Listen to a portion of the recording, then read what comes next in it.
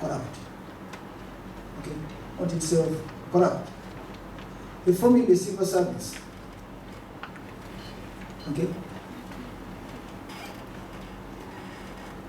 that in developing countries, civil servants are poorly paid, and officials supplement their pay in the second job, so they are moonlighting all over the place. Okay, and of course payoffs. That is, you either supplement your pay with another job, or being what? Corrupt. So these are issues that what should be addressed. What can you reduce? Then increase the accountability of government by what? To its citizens. Okay. Here, that it cannot be possible if the citizens can find out what the state is doing and use the information to hold public officials accountable. So there's need for transparency. There's need for transparency. Okay?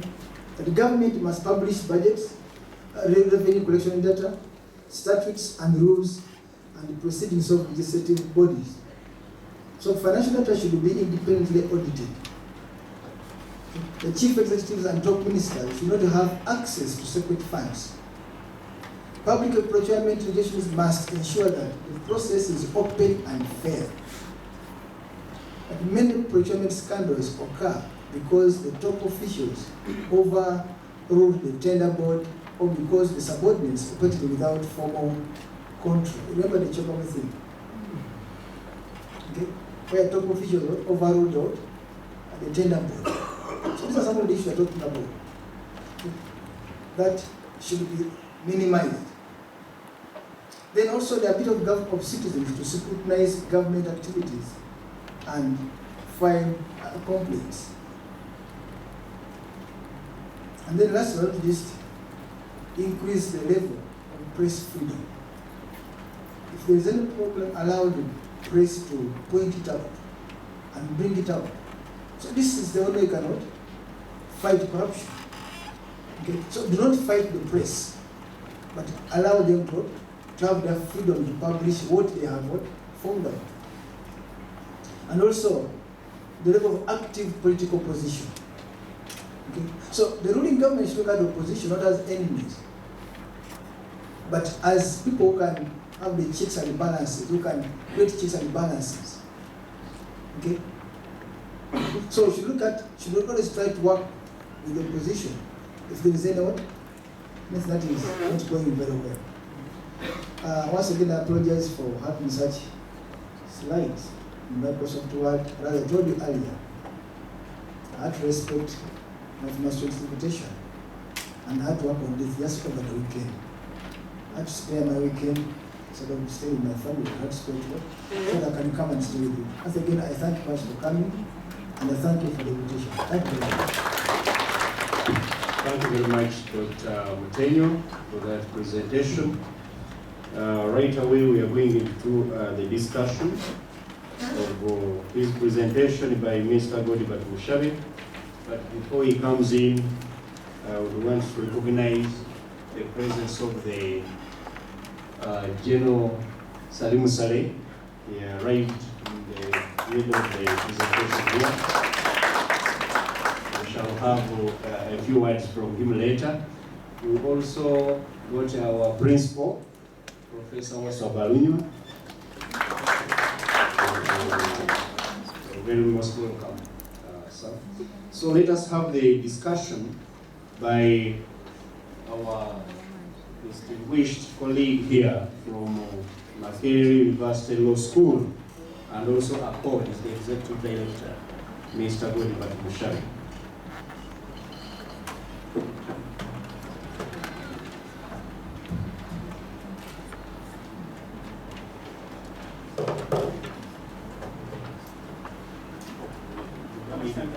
Don't need any.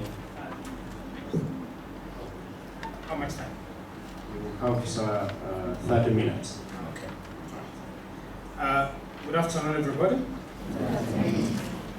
Thank you very much for the invitation, and I'm really delighted to see the principal, Professor Balunyo. He's a guy I admire so much, especially for his entrepreneurial abilities.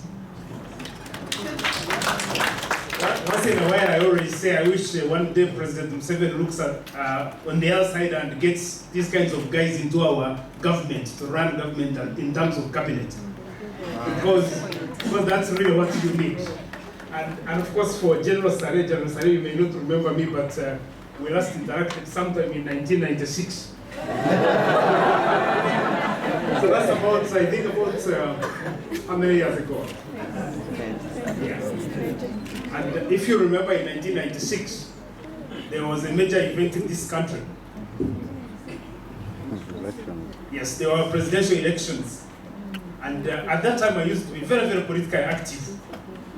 And so I was seriously campaigning for the movement candidate at campus. And after the elections, I said I have delivered on my duty, so I decided to go and do what I trained to do, which is to be a lawyer.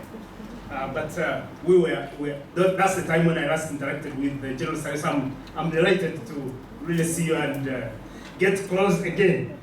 I hope I can find a way for keeping the connection now that I have seen you another time.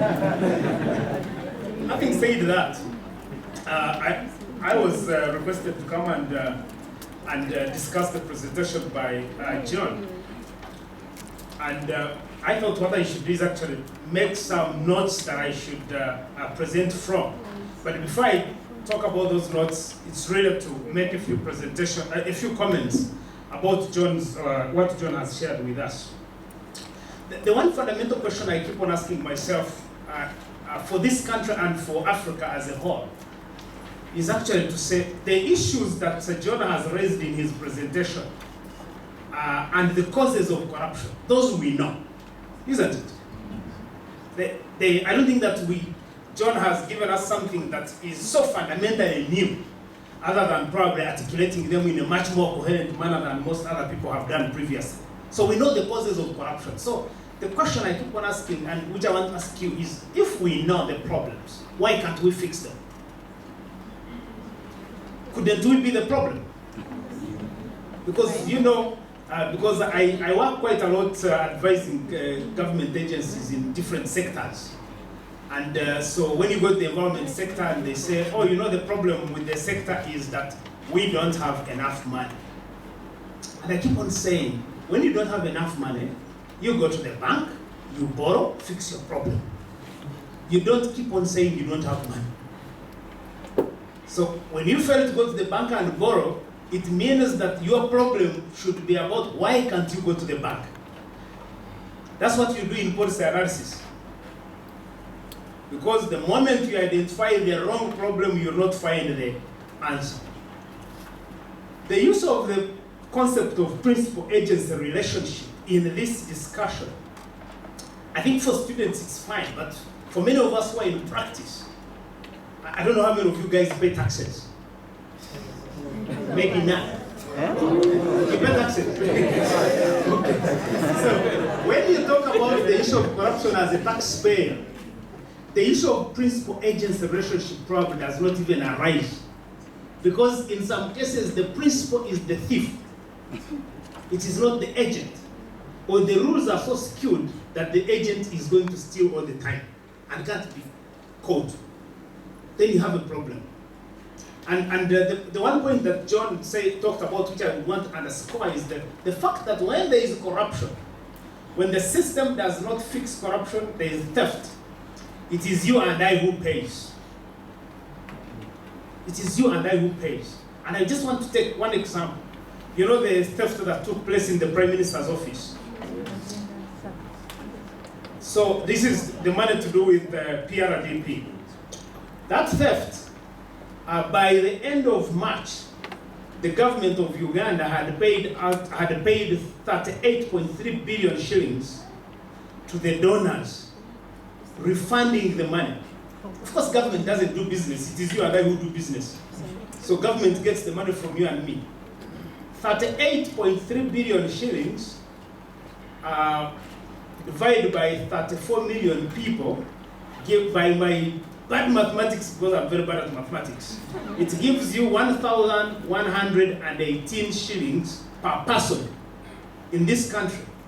So you, every citizen of this country, including children that were born like yesterday, have contributed 1,118 shillings to pay back the donors for the money that was stolen by one of us. You get the depth of the problem. Yeah. So that is, so really, what I want us to do is to try to make sure that a discussion on corruption is not only academic, it's also practical, because we are talking about real persons. We are talking about real life. You know that the current statistics show that I think we contribute about somewhere in the neighborhood of, I think, 2,800 shillings per child, per school child in capitation grants. The money that we send to schools to educate our children, a whole term, we send 2,800 shillings. So you can imagine, so we send 2,800 shillings per term for a child, but you and I have paid 1,118 shillings to refund money that was stolen from government. So that is the depth of the problem. And I think that when we sit here and talk about corruption in terms of economic transformation, I want us to understand it in the context of the fact that corruption robs opportunity. It robs opportunity. It is not about whether we are building roads and bridges and airports and everything. Those are important. But what is also important is the opportunity that is available to you, that is available to your child and to your grandchildren. Because that's economic transformation. So I think the presentation that John did definitely is very important in terms of, especially for a student, for a scholar to appreciate this. But I want to deal with the practicals, the practical of what is at stake in terms of corruption and the economy. And I want to emphasize from the very beginning that the corruption is bad, but the levels also matter. Because in many countries there is corruption. In some countries it is called commission. Yeah? It is called commission, but it is legalized. In fact, we've argued with some of the government officials and said maybe we should legalize corruption and pay commission. Supposing we said, the guys in UNRWA, the Uganda Roads Authority, we said we want 5,000 kilometers of road. And if you deliver this, we will pay you so much. But then you go and deliver on our road. The problem we have here in Uganda is that you get the money, you steal it, you don't have the money, you don't have the road. So it's double roads. The story of the Nigerian and Japanese student who went to the same school, did their road engineering, they went back home. One day the Nigerian student goes to visit the Japanese and found the Japanese had bought an apartment. He said, what happened? How did you do this in just a short time? Like John was saying. The Japanese student says, no, you see that road? Yes, I won the contract to do it, and I earned the commission. The Nigerian thought he had land and ran back to Lagos and got his tender and got his money and built a first-class residential house. The Japanese comes and says, you guys, you've overperformed. How did you do it? And this guy is like, that bush? There was supposed to be a road. I won the tender, took the money, and built a house. That's the difference, and that's how this affects the economy. If you ask me today, what is the nature of the problem that we have in Africa? Because it is not so unique to Uganda. The problem of corruption is not so unique to Uganda. There are three things that I think that I had put down that I would want to emphasize. And one of them, actually, John mentioned it, which is increasing the accountability of government to citizens. That is a fundamental action that we need to be able to take. Because here, citizens are subjects. They are not citizens. Every time I go to my village, I complain with my village people. Big politicians like General Sari will say, we are coming to visit you. Of course, General Sale doesn't do a lot of these rallies, but the chairman, LC5, some minister says, I'll come at midday. The guy comes at 4 p.m. or sometimes 6, and these villagers are there singing and clapping. And I'm like, no way, because that is also corruption. Because you can imagine gathering about maybe 1,000 people in this village, and they spend their 4 hours doing nothing. Do you know how much the country has lost? Eh? How much has the country lost? Because we are making a loss. These guys are not being productive. So I think the accountability to citizens means that if you are a minister and you say you want to come and sensitize people about NADS, then you have to take into account that you need to be able to keep time. Because time is money. And that is the second point that I wanted to mention. That Africa, no matter what we do, and I make every effort to make this point everywhere I go, that if we cannot respect time, it doesn't matter whether we have oil, whether we have gold, whether we have what, we are going to continue moving in circles. That time is, for me, the most important resource that we have to be able to respect. So the fact that we had a forum starting at 8, but we can only start at 2, but we can only start at 2:30, or maybe even at 3. And I want to encourage you as economic students, as business students, that you can even make a commitment from here and say, I am going to respect time. And you'll see how much transformation it will make in your life. And because your life transforms, this country's economy also transforms.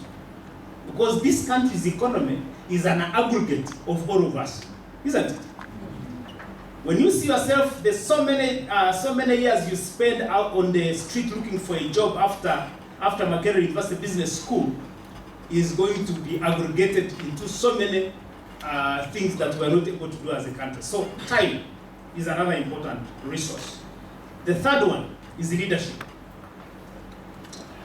That as a country, or as countries on this continent, John shared with us those statistics from Transparency International. I have almost closed my eyes looking at those statistics because, they come every year and they are the same. And we are here. I mean, we can only use them. Some of us who are consultants, we use them to make money. Then those of you who are in school, you use them to pass exams. But then what? Uganda's position has, over the last 20 years, has remained between 10 and 20 most corrupt countries. But ordinarily, you would expect that when this kind of data comes out, those who are in charge of running government then focus on how do we change this situation. Because it's a bad situation. It's a bad situation, so we need to be able to correct it. But you see, it's over and over again. So I want to make just 3 quick comments. Just in terms of how do I see corruption playing out in terms of economic transformation. I want to argue that corruption is the single biggest trap that is trapping this country from moving forward. That if we cannot solve that problem, we are unlikely to make movement. Because, General, when I left the elections, I went to Kenya and worked there, came back. I have since then become a very fierce critic of government.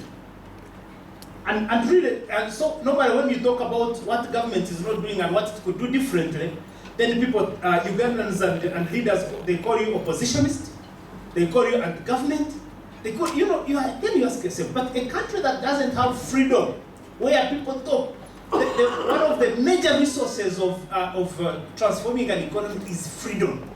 Freedom inspires. Freedom unleashes ingenuity.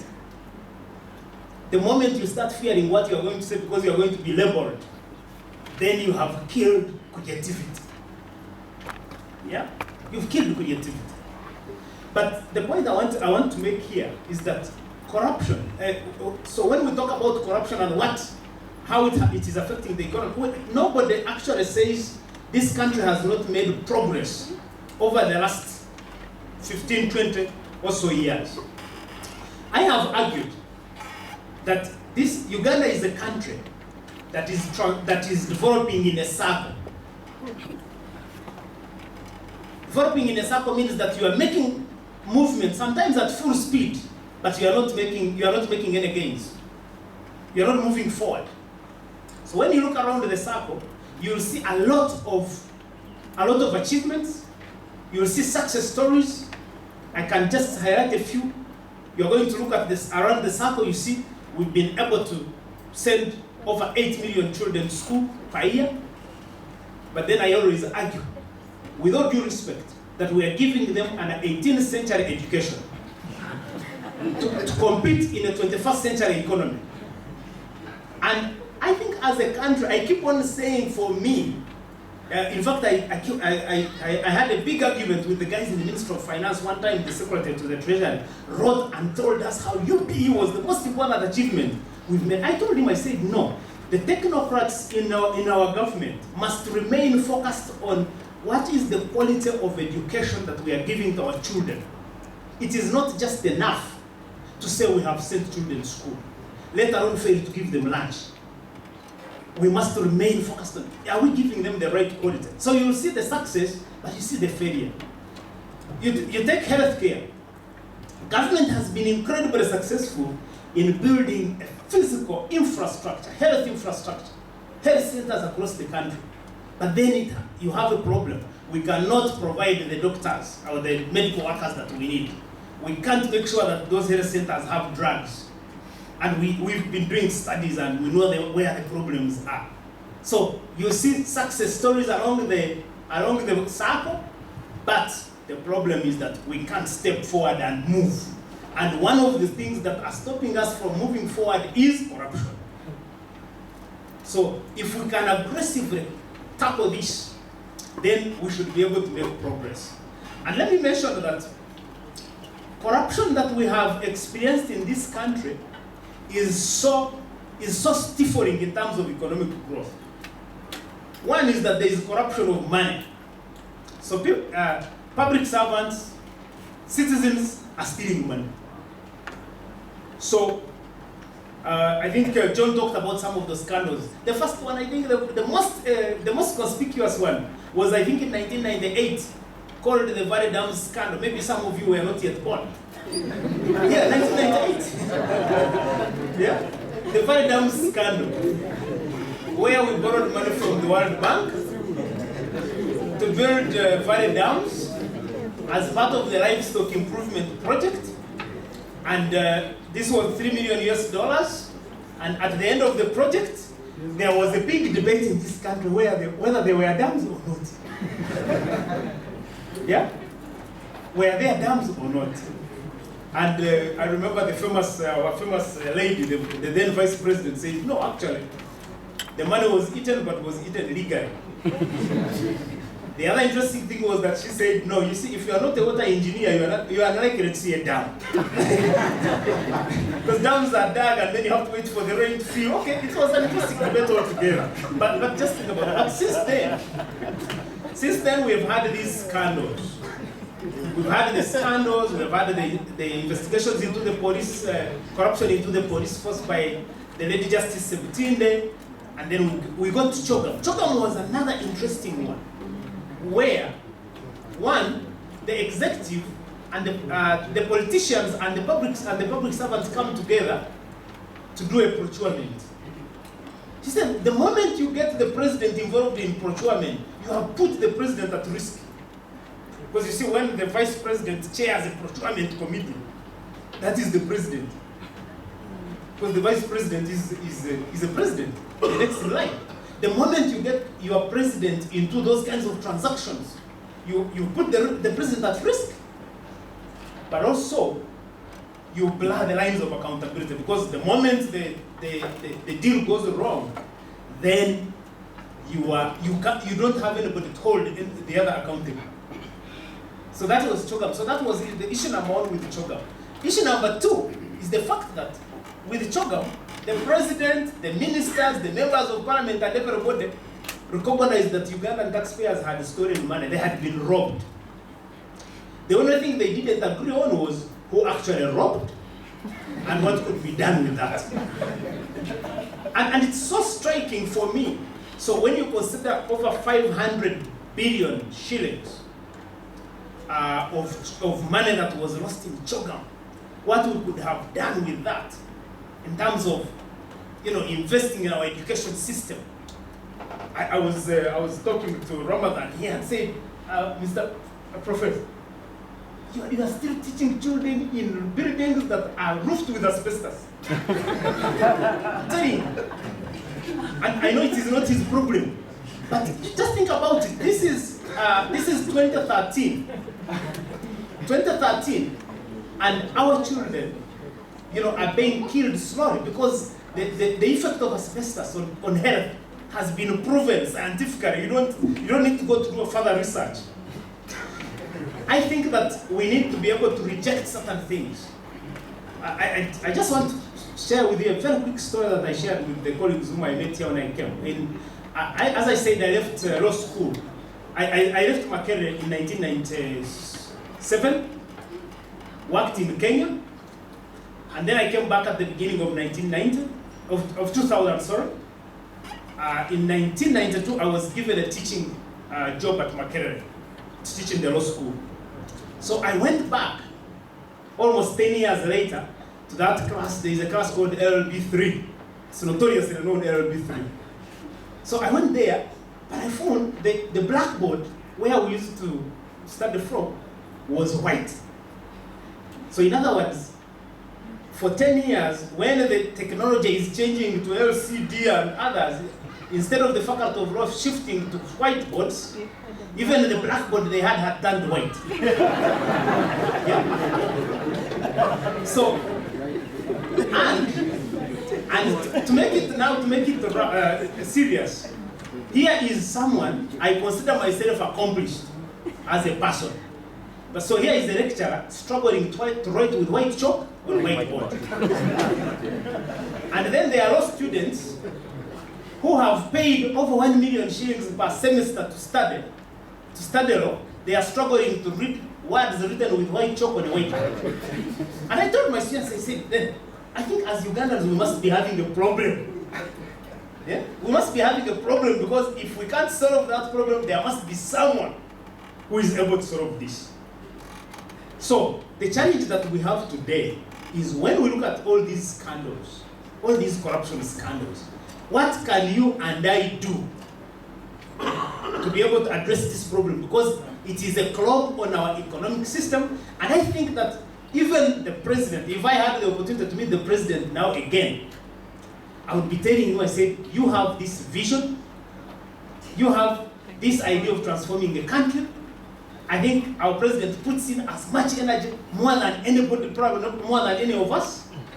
But I have no doubts in my mind that that agenda is going nowhere unless he can fix corruption. Because the other day I got, my wife runs a small supermarket. So the other day I found out that the workers in the shop have been shoplifting things. These are guys, and you know me, I don't need a supermarket because I'm not a businessman like many of you. I'm a lawyer, that's what I do. But my wife said she wants to do a supermarket. So we said, let's start a business. Now she calls me in the morning when I'm supposed to be doing work, says, oh, this is what has been going on. So I went, picked some of the boys who have been shoplifting, and we went to some place in Chiwatu called Chinyarwanda. I was shocked.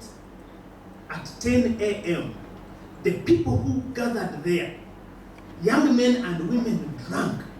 I was so shocked. And I was like, I actually made a joke and I said, General, I said, does President Museveni know that these people exist?